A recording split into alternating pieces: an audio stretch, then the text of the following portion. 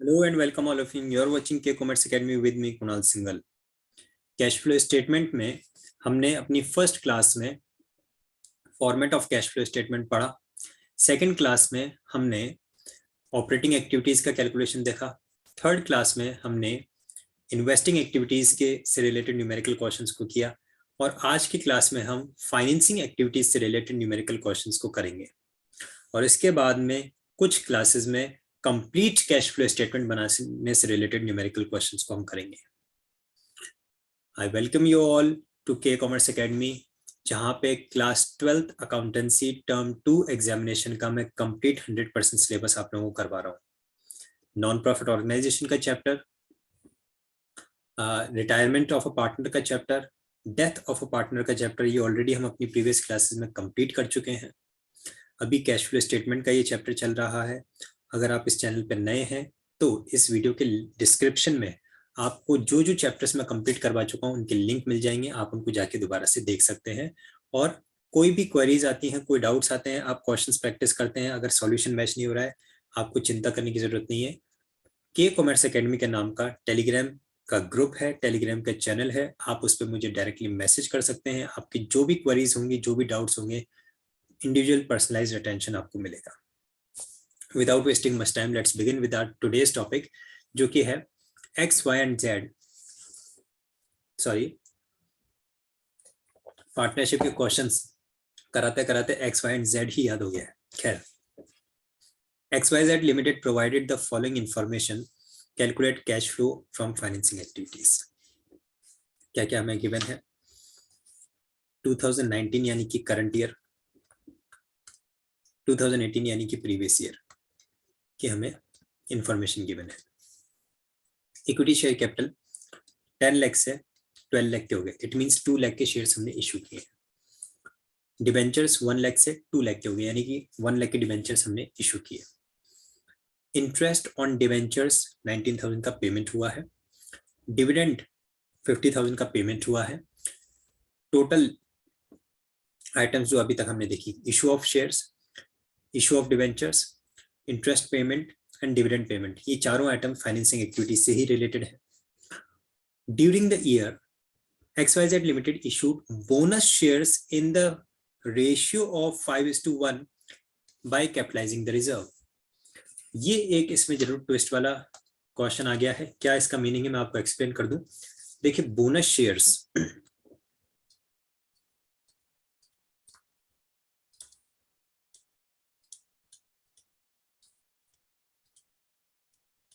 is also known as capitalization of profits.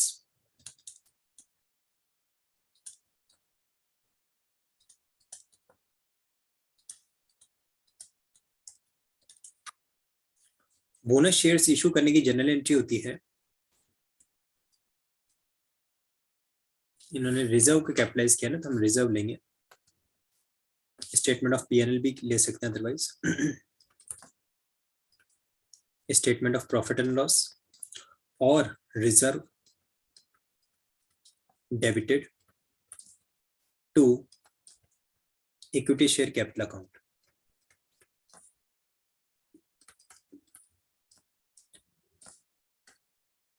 और इस general entry को देख के आप ये समझ सकते हैं कि इस ट्रांजैक्शन से शेयर्स इशू करके हमें कोई कैश रिसीव नहीं हुआ है।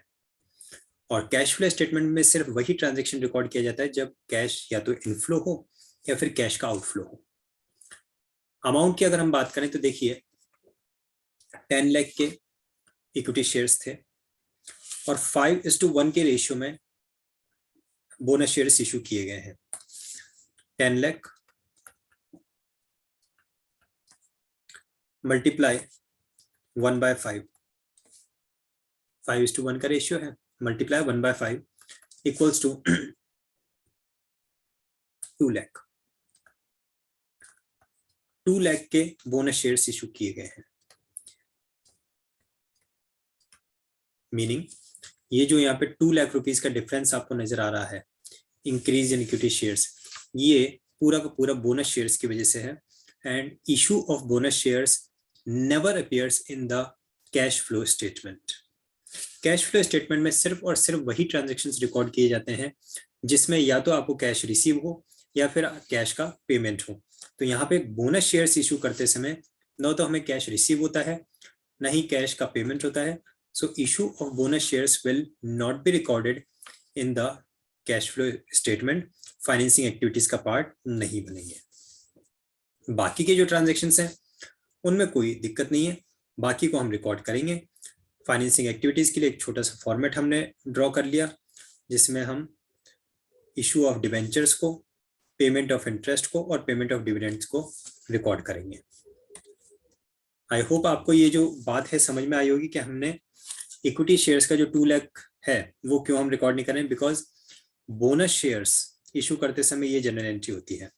अगर हम यही शेयर्स कैश में इशू करते तो हमारी एंट्री होती कैश अकाउंट डेबिटेड या फिर bank account debited to equity share capital account. तो कैश एंड बैंक ट्रांजेक्शन जो होते हैं वो तो कैश फ्लो स्टेटमेंट में आ जाते हैं, लेकिन जब हमने बोनस शेयर्स इशू किए हैं तो हमारी जनरल एंट्री हुई है reserve account debited to statement of reserve account debited to equity share capital account. इस सिचुएशन में हम कैश फ्लो स्टेटमेंट में इन शेयर्स को नहीं शो करेंगे। और एक situation, suppose shares and debentures issued for consideration other than cash का क्वेश्चन हो, आई मीन की सिचुएशन हो, आपने लैंड बिल्डिंग परचेज किया, मशीनरी परचेज किया और उसके कंसर्न में आपने शेयर्स इशू कर दिए, डिबेंचर्स इशू कर दिए, हमने पढ़ा है ये टॉपिक भी। तो इन शेयर्स को भी कैश फ्लो स्टेटमेंट में रिकॉर्ड नहीं किया जाएगा। क्यों? क्योंकि आपने शेयर्स इशू किए, डिबेंचर्स इशू किए for consideration other than cash, और non cash transactions cash flow statement में आती नहीं है, राइट। तो अब हम बना रहे हैं calculation of cash flow from financing activities.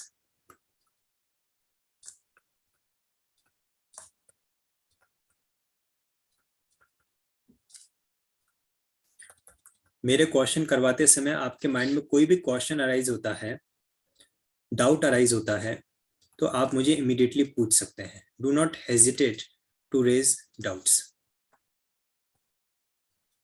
ये भी अमाउंट के लिए कॉलम होगा, ये भी फाइनल अमाउंट के लिए। तो देखिए, cash flow from financing activities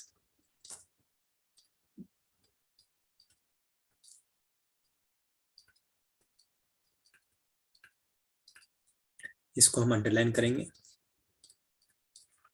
सबसे पहला आइटम आएगा इशू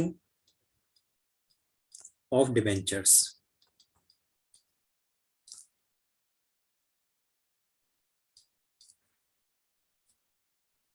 ₹1 लाख। फिर आएगा आपके पास में इंटरेस्ट पेड ₹19,000, और ये क्योंकि पेमेंट है तो नेगेटिव अमाउंट हो गया। तीसरा आएगा हमारे पास में dividend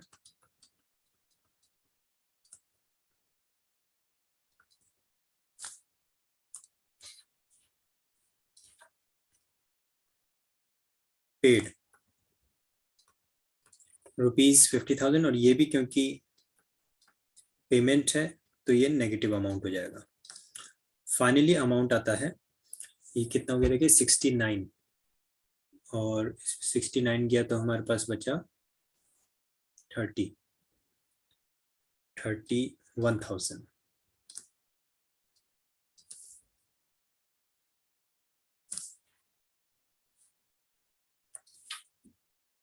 net cash flow from financing activities.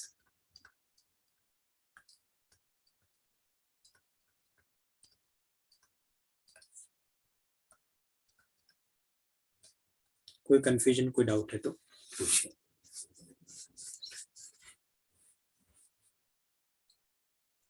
और एक क्वेश्चन हम करेंगे, from the following information calculates net cash flow from operating activities and financing activities. यानी इस क्वेश्चन में हमें operating activities and financing activities दोनों का कैलकुलेशन करना है। देखें क्या क्या आइटम दे रखी है। आई होप आप लोगों को याद होगा, मैंने पहले ही बताया था ऑपरेटिंग एक्टिविटीज में mainly statement of profit and loss से रिलेटेड आइटम्स को रिकॉर्ड किया जाता है। इन्वेस्टिंग एक्टिविटीज में mainly asset side of balance sheet deal करते हैं, और फाइनेंसिंग एक्टिविटीज में mainly we deal with the liability side of the balance sheet. तो ये आई होप आप लोगों को ध्यान होगा। ऑपरेटिंग एक्टिविटीज में statement of profit and loss के साथ साथ current assets and current liabilities को भी ले लिया जाता है, तो यहाँ से वो करंट एसेट्स कम हो जाते हैं और इसी तरह से यहाँ से करंट लायबिलिटीज कम हो जाती हैं। चलिए अब हम शुरू करते हैं अपने सॉल्यूशन के साथ में। इक्विटी शेयर कैपिटल हमें 11,25,000 से 13,75,000 हो गए, ये फाइनेंसिंग एक्टिविटीज का पार्ट हो गया। प्रेफरेंस शेयर्स हमारे 7,50,000 से 5 लाख के हो गए, ये भी फाइनेंसिंग एक्टिविटीज का पार्ट हो गया। जनरल रिजर्व्स हमारे 3 लाख से 3,75,000 हो गए, ये वर्किंग नोट में यूज किया जाएगा ट्रांसफर टू रिजर्व के नाम से। Statement of profit and loss minus 3,50,000 से 3,75,000 के प्रॉफिट में कन्वर्ट हो गया, ये भी हमारा क्या है ऑपरेटिंग एक्टिविटीज में और वर्किंग नोट में मेनली डील किया जाएगा। देन सिक्योरिटीज प्रीमियम रिजर्व 0 से 25,000 हो गया, इसे हम फाइनेंसिंग एक्टिविटीज में डील करेंगे, क्योंकि प्रीमियम या तो इशू ऑफ शेयर्स पे रिसीव होगा या डिबेंचर्स इशू ऑफ डिबेंचर्स पे रिसीव होगा, तो दोनों फाइनेंसिंग एक्टिविटीज का पार्ट है, तो सिक्योरिटीज प्रीमियम रिजर्व को भी हम फाइनेंसिंग एक्टिविटीज में डील करेंगे। प्रोविजन फॉर टैक्स हमें 50,000 और 1 लाख, ओपनिंग है 50,000 का, क्लोजिंग है 1 लाख का। जो करंट ईयर का होता है उसे हम क्लोजिंग बैलेंस मानते हैं, जो प्रीवियस ईयर का होता है उसे हम ओपनिंग बैलेंस मानते हैं। तो प्रोविजन फॉर टैक्सेशन तो आपको ध्यान है वर्किंग नोट में भी डील होता है और बाद में फिर ऑपरेटिंग एक्टिविटीज में भी उसका पेमेंट होता है। देन आपको नेक्स्ट दे रखा है डिबेंचर्स, तो डिबेंचर्स किसका पार्ट है, और देखिए 3,75,000 से 6,50,000 के डिबेंचर्स हो गए, फाइनेंसिंग एक्टिविटीज का ही पार्ट है issue of debentures. Short term borrowings 8% bank loan भी फाइनेंसिंग एक्टिविटीज का ही पार्ट है। यहाँ पे बैंक लोन 125 से 1 लाख का हो गया, यानी रीपेमेंट ऑफ बैंक लोन है, नेगेटिव आइटम हो गया, यानी आउटफ्लो ऑफ कैश है, लेस किया जाएगा। लास्ट हमारे पास में 2 आइटम बचती हैं, trade payables and trade receivables and inventories, ये दोनों ऑपरेटिंग एक्टिविटीज में काउंट किए जाएंगे as a current liability and current assets, right. और ट्रेड पेबल्स में तो 250 से 5 लाख हो गया, यानी कि इंक्रीज इन करंट लायबिलिटी, और ट्रेड रिसीवेबल्स में 1150 से 13 लाख हो गया, यानी increase in current asset. Increase in current asset को माइनस किया जाता है, इंक्रीज इन करंट लायबिलिटीज को ऐड किया जाता है। आगे देखिए क्या लिखा है, during the year additional debentures were issued at par on 1 October and bank loan was repaid on the same date. ये जो डेट आपको दे रखी है इसका क्या मीनिंग है, डिबेंचर्स पे इंटरेस्ट पे किया जाएगा और बैंक लोन पर भी 8% की रेट से इंटरेस्ट पे किया जाएगा। ये इंटरेस्ट का कैलकुलेशन अगर डेट नहीं दे रखी होती तो हम प्रीवियस ईयर के अमाउंट पर, यानी कि 3,75,000 पर 1,25,000 पे प्रीवियस ईयर के अमाउंट पे पूरे साल का ले लेते, लेकिन क्योंकि न्यू डिबेंचर्स इशू किए गए हैं ऑन 1 अक्टूबर, यानी कि 6 मंथ्स का 2 पार्ट्स में कैलकुलेट होगा इंटरेस्ट, और बैंक लोन का रिपेमेंट भी 1 अक्टूबर को हुआ है, अगेन 6 मंथ्स का इंटरेस्ट 2 पार्ट्स में कैलकुलेट होगा। दूसरा लिखा है जो डिबेंचर्स इशू किए हैं वो पार पे इशू किए हैं, इसका मतलब ये जो सिक्योरिटीज प्रीमियम रिजर्व आपको रिसीव हुआ है, सिक्योरिटीज प्रीमियम रिजर्व डेफिनेटली आपको रिसीव हुआ होगा या तो इक्विटी शेयर्स के इशू पे, क्योंकि प्रेफरेंस शेयर्स को रिडीम किया हमने, तो सिक्योरिटीज प्रीमियम रिजर्व हमें इक्विटी शेयर्स के इशू पे रिसीव हुआ होगा। इक्विटी शेयर्स कितने के इशू हैं, 1125 से 1375 हो गए, 2,50,000 के, और उसमें हम ये 25,000 रुपीज का सिक्योरिटीज प्रीमियम रिजर्व ऐड करके टोटल मनी रिसीव करेंगे proceeds from the issue of equity shares के नाम से। Dividend on equity shares at the rate of 8% was paid on the opening balance. Dividend का पेमेंट किया है equity shares का, ध्यान से सुनिए मैं क्या कहना चाह रहा हूं। अगर आपने इक्विटी शेयर्स के डिविडेंड का पेमेंट किया है तो प्रेफरेंस शेयर्स के डिविडेंड का भी तो पेमेंट किया होगा, क्योंकि preference shares get priority in the payment of dividend. तो इक्विटी शेयर्स के डिविडेंड का पेमेंट किया है तो साथ साथ आपको इक्विटी के साथ साथ प्रेफरेंस शेयर्स के डिविडेंड का भी ट्रीटमेंट करना है। कहाँ पे होता है डिविडेंड का ट्रीटमेंट? वर्किंग नोट में भी होता है और फाइनेंसिंग एक्टिविटीज में भी होता है। वर्किंग नोट में ऐड होता है, फाइनेंसिंग एक्टिविटीज में लेस किया जाता है। इनकम टैक्स, देखिए टैक्स का भी आपको जो ओपनिंग क्लोजिंग दे रखा था उसके साथ में लिखा है, income tax of rupees 1,12,500 has been provided during the year. जब हमें इनकम टैक्स के बारे में, टैक्स के बारे में कोई इंफॉर्मेशन दे रखी हो, एडिशनल इंफॉर्मेशन, तो मैंने आपको बताया था प्रोविजन फॉर टैक्सेशन अकाउंट हम बनाते हैं और उससे हम कैलकुलेट करते हैं कि कितना अमाउंट पेमेंट किया गया और कितना अमाउंट हमें ऐड करना है और कितना अमाउंट हमें लेस करना है। Last item, preference shares were redeemed at par at the end of the year. Preference shares को जो रिडीम किया गया है वो एट द एंड रिडीम किया है, यानी पूरे साल तक तो हमारे पास 7,50,000 के डिबेंचर्स थे, सॉरी प्रेफरेंस शेयर्स थे। तो जब बात आती है कि प्रेफरेंस शेयर्स को आप है ना 5% के रेट से डिविडेंड का पेमेंट करो, तो वो डिविडेंड किस पे कैलकुलेट करेंगे? 5%, 5 लाख पे या 7,50,000 पे? जब पूरे साल तक मेरे पास 7,50,000 के प्रेफरेंस शेयर्स थे, एट द एंड जाके रिडीम किए मैंने, तो फिर ये प्रेफरेंस शेयर का डिविडेंड भी 7,50,000 पे ही कैलकुलेट होगा, क्योंकि पूरे साल तक हमारे पास प्रेफरेंस शेयर्स थे तो हम डिविडेंड भी पूरे 7,50,000 का ही देंगे।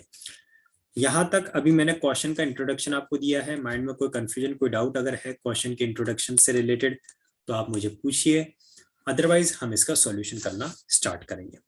मैं क्वेश्चन की शुरुआत करूंगा प्रोविजन फॉर टैक्सेशन का अकाउंट बना के। प्रोविजन फॉर टैक्सेशन का अकाउंट मैं सबसे पहले ड्रॉ करूंगा और उसके बाद में बाकी अदर कैलकुलेशंस भी मैं आपको करके बताऊंगा, डिफरेंट वर्किंग नोट्स हम बनाएंगे। लेकिन अगर कोई माइंड में डाउट है, क्वेरी है, तो आप पहले पूछिए। क्वेश्चन अगर अच्छे से समझ में आ जाता है आपको, तभी फिर हम आगे बढ़ेंगे, राइट। तो अभी मैं सबसे पहले बना रहा हूं प्रोविजन फॉर टैक्सेशन अकाउंट। इस क्वेश्चन में एडजस्टमेंट ज्यादा हैं और शीट पे मुझे जगह कम दिख रही है। देखते हैं, विल मेक सर्टेन एडजस्टमेंट, कुछ छोटा लिख के और करेंगे। यह है provision for taxation account, working note number 1। हमें अमाउंट दे रखा है, प्रोविजन फॉर टैक्सेशन का ओपनिंग है 50,000 by balance brought down 50,000 and closing दे रखा है 1 lakh to balance carried down ₹1 lakh. फिर हमें एडिशनल इंफॉर्मेशन में लिखा है that is income tax paid income tax of rupees 1,12,500 has been provided during the year। ये अमाउंट आपने 1,12,500 का प्रोवाइड किया है। प्रोवाइड किया का मतलब है हमने इतने रुपए का प्रोविजन क्रिएट किया है by statement of profit and loss 1,12,500। यहां पे हो गया ये आपका 1,62,500।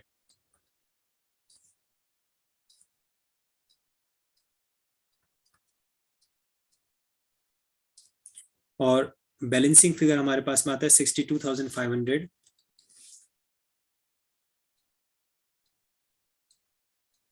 जिसको हम लिखेंगे टू कैश अकाउंट। ये हमारे पास बैलेंसिंग फिगर आया है। नाउ ये अमाउंट 62,500 का तो ऑपरेटिंग एक्टिविटीज में माइनस किया जाएगा और ये अमाउंट 1,12,500 वर्किंग नोट में ऐड किया जाएगा।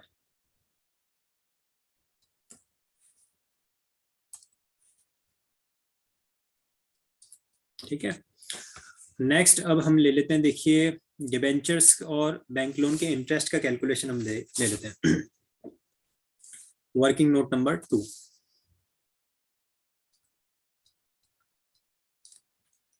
सबसे पहले डिबेंचर्स,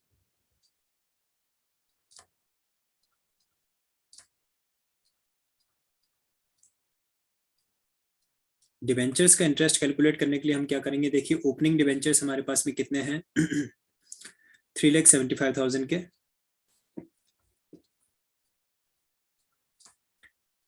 8% की रेट से 6 मंथ्स के लिए कैलकुलेट कर लीजिए। और बाद में हमारे पास में डिबेंचर्स हो जाते हैं 6,50,000 के, अगेन 8% की रेट से 6 मंथ्स के लिए कैलकुलेट कर लीजिए, क्योंकि ये जो एडिशनल डिबेंचर्स हैं ये 1 अक्टूबर को इशू हुए हैं, यानी 6 मंथ्स का हम कैलकुलेट करेंगे। तो ये कैलकुलेट करने पे हमारे पास में अमाउंट आते हैं ₹15,000 एंड ₹26,000। टोटल हो गया कितना? 141,000। और सेम इसी पैटर्न पे हम कैलकुलेट करेंगे working note number 3, interest on bank loan.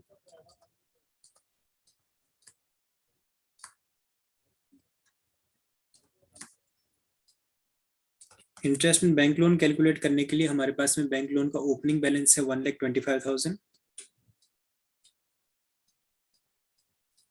at the rate of 8% for 6 months। और इसी तरह से 1 लाख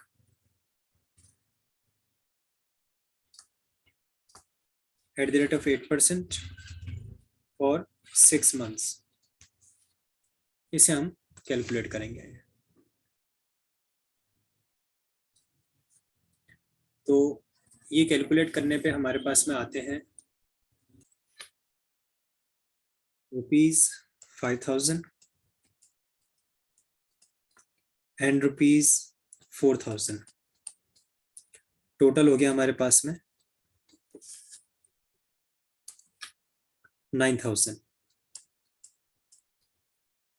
41,000 एंड 9,000। एक बार अगर हम ट्रीटमेंट की बात करें तो interest on debenture and interest on bank loan दोनों ही ऑपरेटिंग एक्टिविटीज में ऐड किया जाएगा और फाइनेंसिंग एक्टिविटीज में लेस किया जाएगा। ऑपरेटिंग एक्टिविटीज में ऐड करेंगे और फाइनेंसिंग एक्टिविटीज में लेस करेंगे। राइट, यहां तक कोई कंफ्यूजन हो माइंड में तो एक बार पूछिए। अब हम एक वर्किंग नोट और बनाएंगे, जिस वर्किंग नोट के थ्रू हम कैलकुलेट करेंगे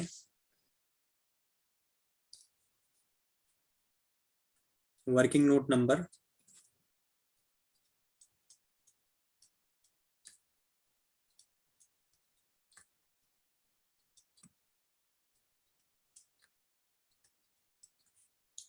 4।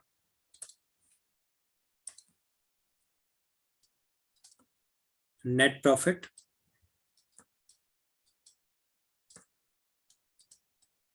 As per statement of profit and loss.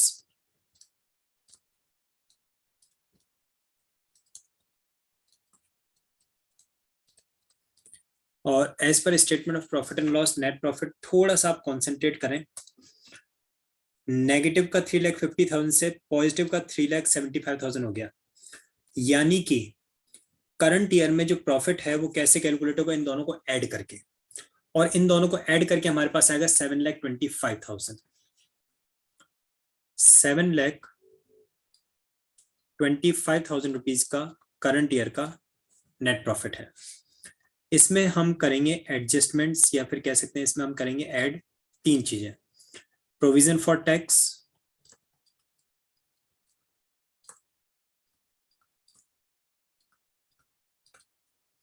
Secondly equity dividend,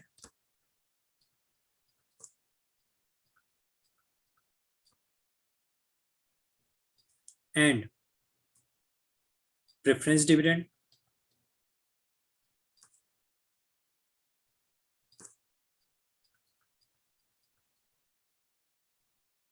and transfer to reserves.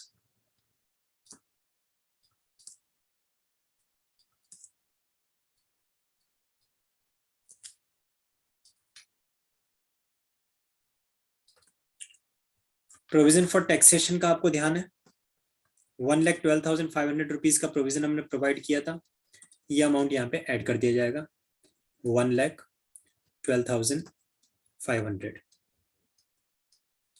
Equity dividend की बात हो रही है, तो इक्विटी डिविडेंड के लिए कहा गया है 8% की रेट से हमें डिविडेंड प्रोवाइड करना है इक्विटी शेयर्स पे 8% की रेट से, और वो भी ओपनिंग बैलेंस पे। तो ओपनिंग बैलेंस है 11,25,000 और 11,25,000 का 8% हमें डिविडेंड प्रोवाइड करना है, जो कि हो जाएगा कितना, 11,25,000 का 8% ₹90,000। प्रेफरेंस डिविडेंड की अगर हम बात करें तो प्रेफरेंस शेयर्स पे 5% की रेट से डिविडेंड हमें देना है, और ये लिखा है कि eight the end of the year हमने प्रेफरेंस शेयर्स को रिडीम किया, यानी 7,50,000 का 5%।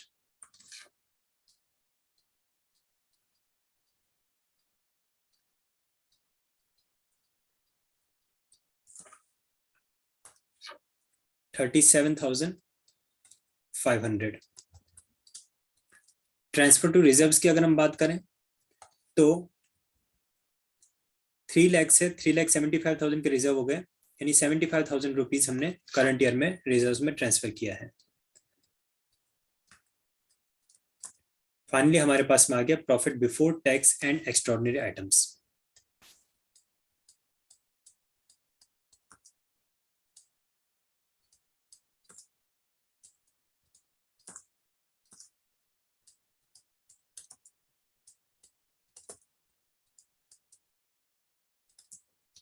टोटल करेंगे इसका 0 0 0 1 6 6 and 2 8 15 and 5 20 2 and 2 4 and 1 5 and 9 6 5 and 9 14 and 3 17 and 7 24 and 2 9 and 1 10 10,40,000 rupees आया हमारे पास में profit before tax and extra ordinary items.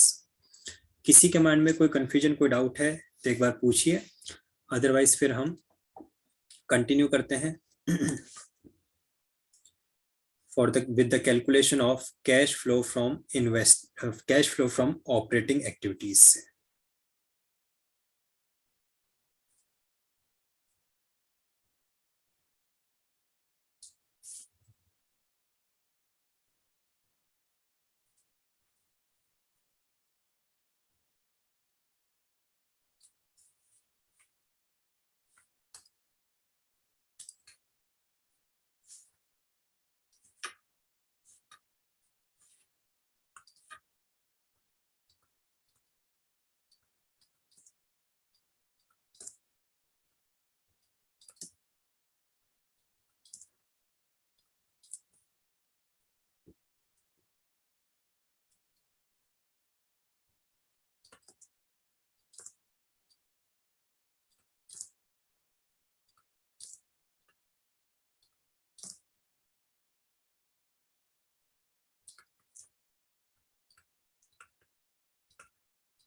इस क्वेश्चन से हमें ऑपरेटिंग एक्टिविटीज भी एक बार दोबारा से रिकॉल हो जाएगा।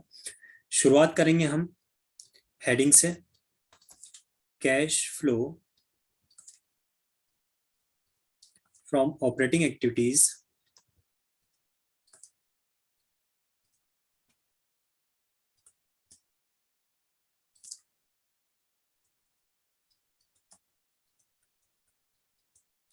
हेडिंग लिख के उसे अंडरलाइन करो।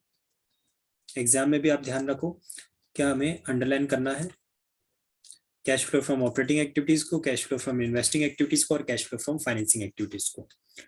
और इसमें हमारे पास में सबसे पहला आइटम आएगा profit before tax and extraordinary items. और ये जो अमाउंट है, ये जो आइटम है प्रॉफिट बिफोर टैक्स, ये हमें वर्किंग नोट नंबर 4 से रिसीव हुआ है। क्वेश्चन में रेफरेंस जरूर दीजिए, पर्टिकुलर वर्किंग नोट जो आपने बनाया है उसका अमाउंट कहाँ पे यूज किया है ये आप जरूर बना के दीजिए। तो देखिए हमारे पास में 10,40,000 रुपीज का profit before tax and extra ordinary items है, राइट। इसे हम चाहें तो आउटर कॉलम में लिख लेते हैं। ठीक है, इधर ही।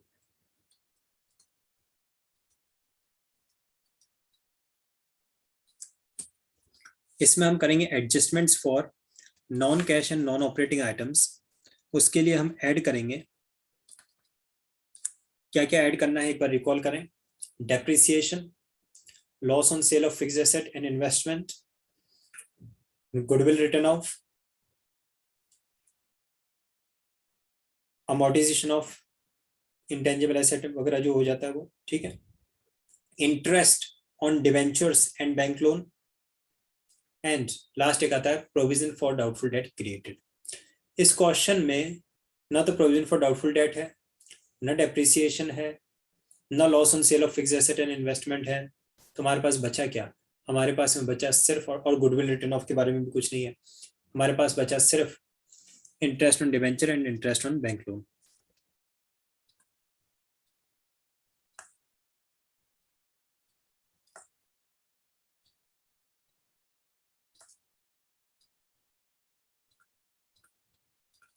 $41,000 का इंटरेस्ट ऑन डिवेंचर है और 9,000 का इंटरेस्ट ऑन बैंक लोन है।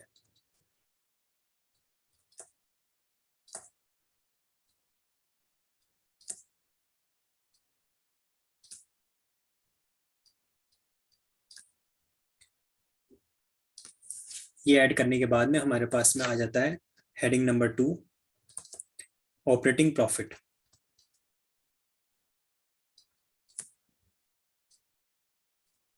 Before working capital changes.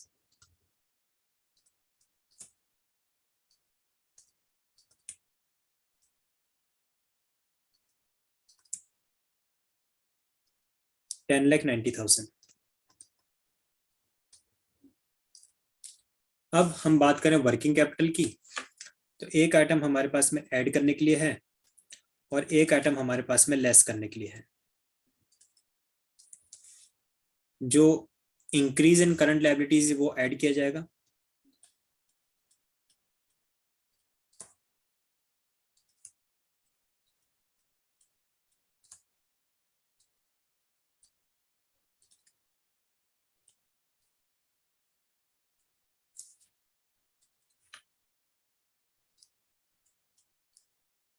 ₹250 से 5 लाख हो गया, सीधा सीधा 2,50,000 का इंक्रीज है।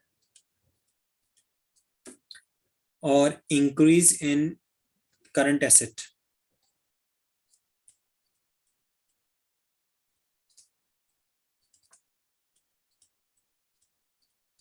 को लेस करेंगे,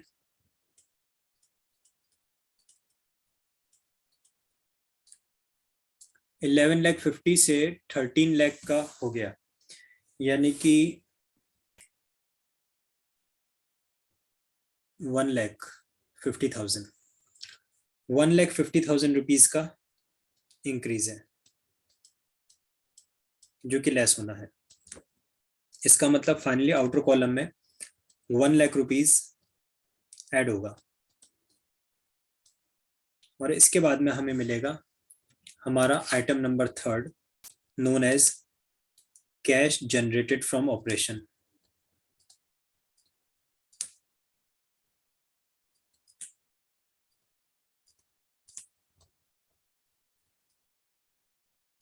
क्वेश्चन की एक एक इंफॉर्मेशन को आप पढ़ के और पूरे कंसंट्रेशन से सॉल्यूशन को समझें।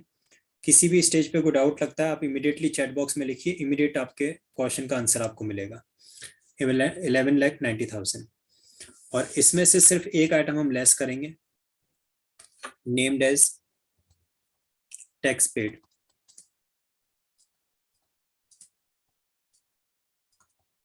कितना? 62,500 रुपीज का पेमेंट किया है और हमें जो अब अमाउंट मिलेगा वो हो गया हमारा फर्स्ट मेन आंसर कैश नहीं, नेट कैश फ्लो, क्योंकि पॉजिटिव ही आएगा, फ्रॉम ऑपरेटिंग एक्टिविटीज।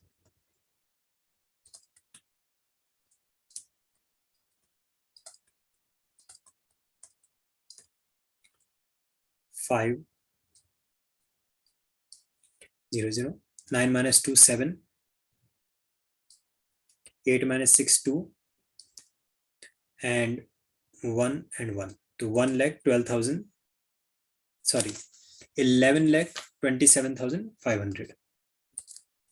इसे हम आउटर कॉलम में लिख देंगे 11,27,500। ये हो गया हमारा net cash flow from operating activities. अब हमें cash flow from financing activities भी बनाना है। उससे पहले मैं चाहूंगा कि एक बार यहाँ तक के सॉल्यूशन को एक बार पूरे कंसंट्रेशन से आप लोग देख लीजिए और फिर हम आगे बढ़ेंगे। मैं cash flow from financing activities को भी यही बनाऊंगा, तो इसे रब करके और फिर हम उसे बनाएंगे करेंगे। तो एक बार फुल कंसंट्रेशन से आप देखिए, कोई कंफ्यूजन कोई डाउट माइंड में अराइज होता है तो आप पूछिए।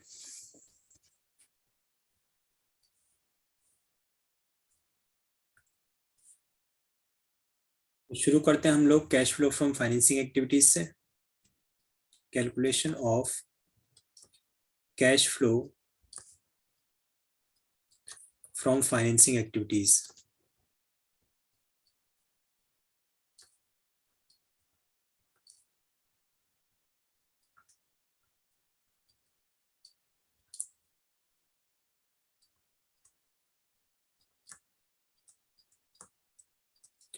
फाइनेंसिंग एक्टिविटीज तो सीधा कहा जाए तो इजी है, कुछ ही चीजें याद रखनी होती है। ऑपरेटिंग एक्टिविटीज में जरूर थोड़ा सा कैलकुलेशंस वगैरह का रहता है। फाइनेंसिंग एक्टिविटीज में सबसे पहला, चलिए हेडिंग लिख देते हैं हम पहले। आपको ध्यान है फाइनेंसिंग एक्टिविटीज के लिए थर्ड पार्ट ये रहता है कैश फ्लो स्टेटमेंट का। So cash flow from financing activities.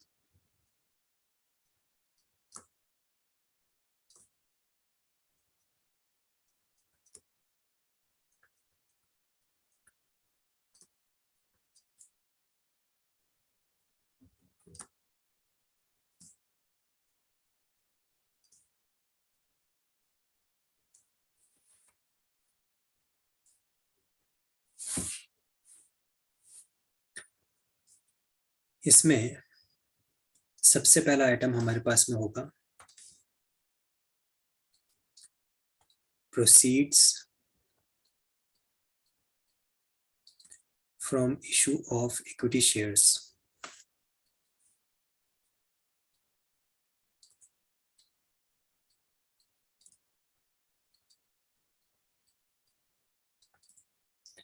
और यहाँ पे थोड़ा सा ध्यान दीजिए, इक्विटी शेयर्स तो इशू किए गए हैं कितने, 11,25,000 से 13,75,000 के हो गए। तो 13,75,000 में से आप 11,25,000 को लेस कर दीजिए, आपके पास बचेगा 2,50,000।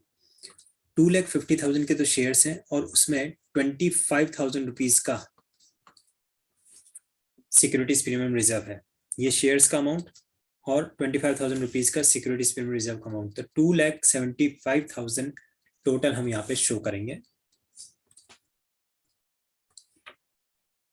2,50,000 के शेयर्स प्लस 25,000 रुपीज का सिक्योरिटीज प्रीमियम रिजर्व, 2,75,000 आप यहाँ पे शो करेंगे। अगर आप चाहें तो increase in securities premium reserve को अलग से भी लिख सकते हैं, बट यहाँ पे क्लियर हो रहा था क्वेश्चन की इन्फॉर्मेशन से कि जो आपके डिवेंचर्स इशू किए हैं वो तो पार पे किए हैं, प्रेफरेंस शेयर्स रिडीम हुए हैं, तो बचा कौन, सिक्योरिटीज प्रीमियम रिजर्व, फिर हमें शेयर्स पे ही बचता है।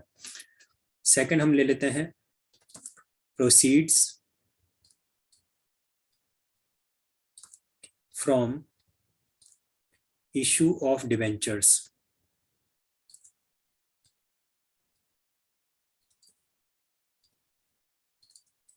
तो डिवेंचर्स हमारे देखिए 375 से और 6,50,000 के हो गए। 6,50,000 में से 375 हम लेस कर देंगे 5 एंड 14 माइनस 7 7 एंड 5 माइनस 3 2 2,75,000 के डिबेंचर्स हमने इशू किए हैं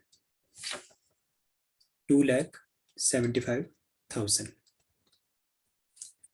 इसके बाद में जितनी आइटम्स आती हैं वो सारी की सारी नेगेटिव ही आएंगी, तो इसे हम आउटर में ले जाते हैं। ये हो गया हमारा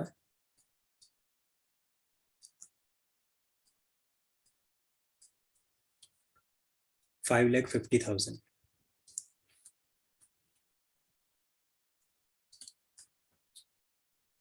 अब देखिए थर्ड आइटम आता है आपका रिडेम्पशन ऑफ प्रेफरेंस शेयर्स।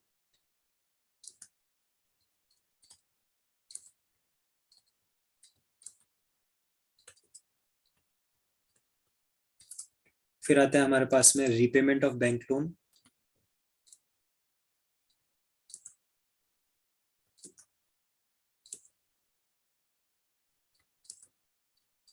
और लास्ट दो आइटम्स हमारे पास में बचती हैं interest paid and dividend paid. Interest, internet नहीं, interest on debentures, interest on bank loan,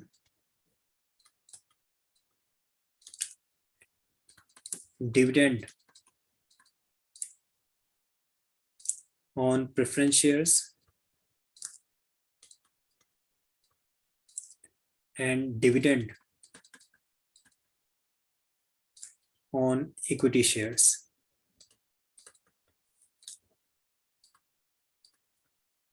right, ये सभी चीजें नेगेटिव की जाएंगी इसमें। सबसे पहले redemption of preference shares. Preference shares 750 से 5 लाख के हो गए, 2,50,000 के शेयर्स हमने रिडीम कर दिए। बैंक लोन की अगर हम बात करें तो बैंक लोन आपका 125 से 1 लाख का रह गया, यानी कि 25,000 रुपीज का बैंक लोन का आपने रीपेमेंट कर दिया। इंटरेस्ट ऑन डिवेंचर्स की अगर हम बात करें तो 41,000 का हमने इंटरेस्ट ऑन डिवेंचर पेमेंट किया है, और 9,000 रुपीज का, ये आपको ध्यान है ना, हमने ये, मैं इधर आ जाता हूँ, हमने ये 41,000 रुपीज का इंटरेस्ट ऑन डिवेंचर कैलकुलेट किया था, और 9,000 रुपीज का इंटरेस्ट ऑन बैंक लोन है। अगर डिविडेंड ऑन प्रेफरेंस शेयर्स की हम बात करें तो हमने कैलकुलेट किया था प्रेफरेंस शेयर्स के लिए 7,50,000 पर 7,50,000 पर 5% की रेट से 37,500 रुपीज का हमने प्रेफरेंस शेयर्स को, शेयर होल्डर्स को डिविडेंड दिया, और इक्विटी शेयर्स को हमने 11,25,000 पे 8% की रेट से 90,000 रुपीज का डिविडेंड दिया। टोटल आउटर कॉलम में जाएगा ये, देखिए कितना हो जाता है 5, then 5 and 1 6, 6 and 9 15 and 7 22 and 2 7 7 and 2 9 and 4 13 and 3 16 and 9 16 and 9 25 and 2 4 4,52,500, और ये है नेगेटिव का, इसको हम यहाँ लिख देते हैं 4,52,500 लेस करना है, और ये लेस करने के बाद में जो हमारे पास में आएगा वो होगा हमारा net cash flow from financing activities.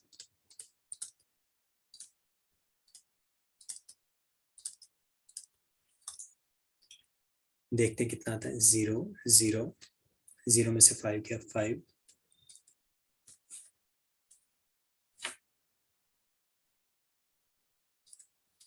Then 9 में से 2 गया 7, 4 में से 5 गया 9, और 4 में से 4 गया 0, यानी 97,500 हमारा cash flow from financing activities आया। यहाँ पे ये सॉल्यूशन कंप्लीट हुआ। मैंने आपको ऑपरेटिंग एक्टिविटीज भी बताया, फाइनेंसिंग एक्टिविटीज भी बताया, किसी स्टेज पे कहीं कोई डाउट है तो आप अभी पूछ सकते हैं, बाद में इनको दोबारा से रिवाइज कीजिए। बाद में कोई डाउट अराइज होता है आप मुझे मैसेज कर सकते हैं, मेल कर सकते हैं। और मॉक वाइवा के लिए रजिस्ट्रेशन ओपन है। आप अकाउंटेंसी, बिजनेस स्टडीज या इकोनॉमिक्स में ऑनलाइन मॉक वाइवा में अपीयर होना चाहते हैं, 100% फ्री है, nothing you have to pay for that, you just have to mail me on kunalsinghal85@gmail.com पे। क्या मेल करेंगे आप मुझे? Your name, your school and the subject for which you want to appear for the viva. 3 चीजें आप मुझे mail कर दीजिए।